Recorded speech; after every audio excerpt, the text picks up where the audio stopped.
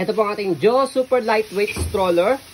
So, good for newborn. Fully reclined po siya up to 3 to 4 years old. It depends pa rin po yan sa laki timbang ng baby po ninyo.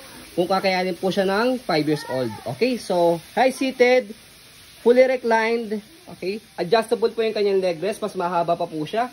And then, ang weight po nito, estimated po namin around 4.5 to 5 kilograms. Super lightweight lang talaga siya. Okay? And then, ito po yung details po niya one by one. Already washed and ready to use. Wala po siyang faded, wala siyang discoloration. Kung di po kayo satisfied sa wash po namin, pwede nyo po ulit siyang i-rewash. Okay? So, ito yung kanyang canopy. Yan. And then, ito yung kanyang peekaboo. Pwede siya i-fold ng ganyan by half. Okay? So, ito po siya sa pagkakaupo. Ayan. Harness pa. Sa harness niya, wala po siyang putol. 5 harness. Ayan. So, upo natin siya dito sa leg rest. Ayan. Okay? Kapag nakaiga, angat nyo lang po ito. Pe-press nyo rito sa kabilang side, both side kapag ibababa nyo po siya. Okay? So, higa natin para makita po ninyo na mahaba siya. Ayan. Mahaba siya compare sa ibang mga normal stroller. Dito stay na, basa lang. Yes. Front handle, ayan. May pad din po siya. Pe-press nyo po dito sa side pag ilalagay o tatanggalin nyo po si baby. Okay? Next natin yung kanyang footrest. Kumukulog na. Ayan. Tapakan ng paa. Ang ganda pa.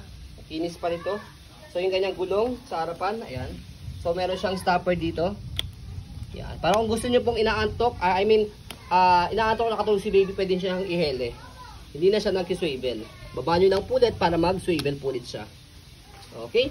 Next natin yung body frame niya. Yan. Black na black.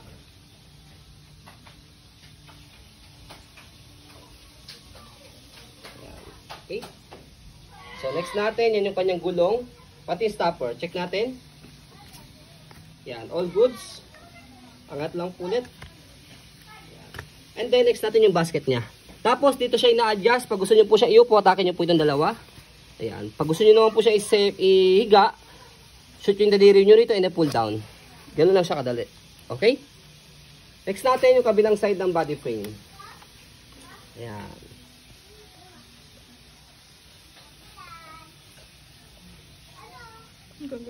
Basket niya, ayan. Malinis na rin po yan. Sa handle natin, check natin kung meron siyang tear. So, yan, wala naman. Okay, so before natin i-fold, stroll lang natin to make it sure na wala siyang problem regarding sa kanyang mechanism. Ayan, sobrang smooth, napakagaang.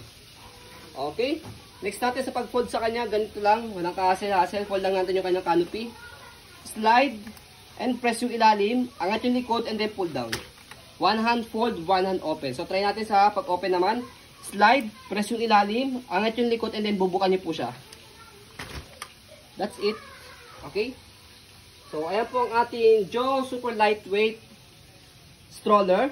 As you can see, very details po kami sa aming video kasi Abby Shop policy, no refund, no exchange, what you see is what you get. So, po maraming salamat. Have a nice day and God bless po.